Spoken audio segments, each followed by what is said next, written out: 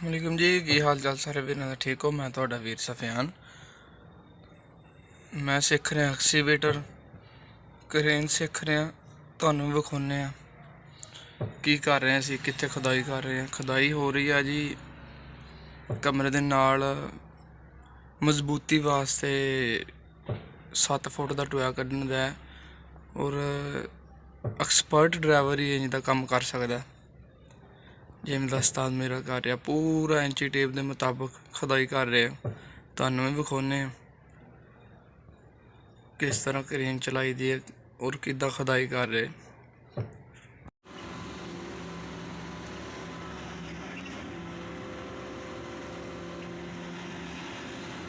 अगर वीडियो साड़ी चंगी लगे तो साड़ी वीडियो लाइक तो चैनल को सबसक्राइब लाजमी कर देना है जी। हुण खुदाई करदे साड़ी क्रेन गई फस, बड़ी भैड़ी फसी। तकरीबन टायर जिहड़े आ थोड़े थोड़े उपरों नज़र आ रहे हैं। पानी है नाल सज्जी साइड देख रहे हो तुसीं।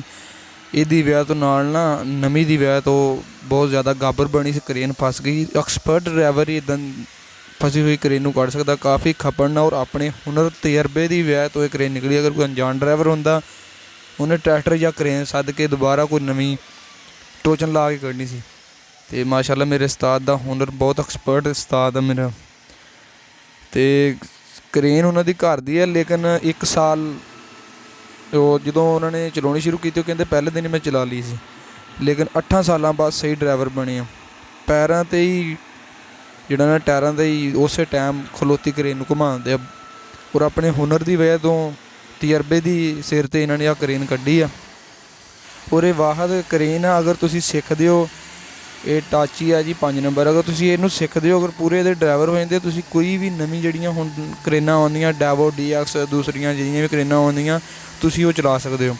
कोई भी जिद्दां दी भी कोई नवीं क्रेन आ जाए, ये अगर सिखदे हो तुसीं पूरी सिखदे हो तो तुसीं वो चला सकदे हो। यह बड़े मुश्किल ना जी हुण अपने तजर्बे की वजह तो क्रेन निकली। हुण देखण दे हो तुसीं ते हुण इत्थे सुक्की मिट्टी सिੱਟ के फिर इहनूं दोबारा पੱਧਰ करके ते फिर क्रेन अगे लैके जाणगे। तो हर बंदा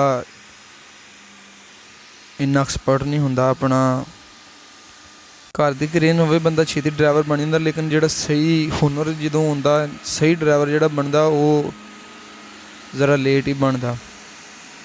और ये क्रेन तो अगर तुसीं सीख लेंदे हो तो दूसरियां क्रेनां तुहाडे वास्ते कोई मुश्किल नहीं। जिहड़ी भी क्रेन आ जाए तुसीं बाहर भी जाते हो अगर वो भी तुसीं चला सकते हो। अगर वीडियो साडी चंगी लगे तो वीडियो लाइक तो चैनल को सबसक्राइब कर देना।